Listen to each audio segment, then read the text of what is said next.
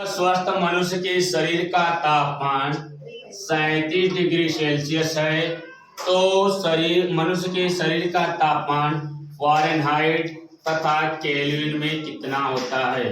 Fahrenheit और kelvin के मान ज्ञात करने के लिए आपके एक फार्मूला है C/K5 बराबर F-32/9 बराबर K-273/5। इस फार्मूले के आधार पर पूरे के पूरे सवाल को हम लोग यहाँ पर करेंगे। इसमें कहा जा रहा है कि आपका तापमान 37 डिग्री सेल्सियस मतलब सेल्सियस में दिया है, फ़ारेनहाइट में ज्ञात करना है। तो इस मान में हम सेल्सियस और फ़ारेनहाइट के मान को लेंगे, केल्विन के मान को छोड़ देंगे। तो यहाँ पे लिखेंगे क्या, C/K5 बराबर F-32/9। अब कहा जाता है कि C का मान बोलेंगे तो क्या जगह यहाँ पे कहा जा रहा है केल्विन में सेल्सियस का मान। तो सेल्सियस का मान कितना है, 37 है। 37/K5 बराबर F-32/9।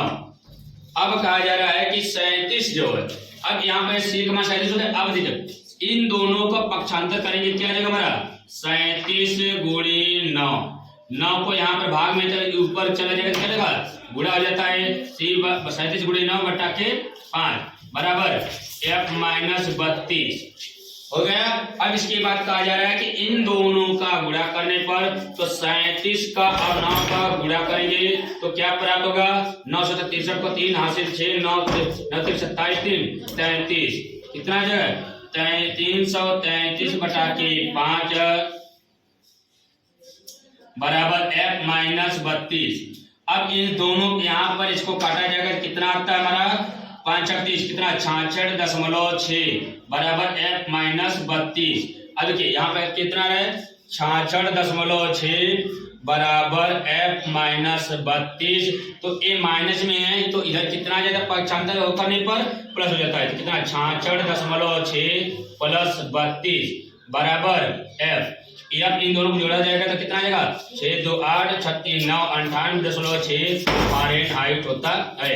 ये जो 98.6 फ़ारेनहाइट है, ये स्वस्थ मनुष्य के शरीर का फ़ारेनहाइट में मान होता है।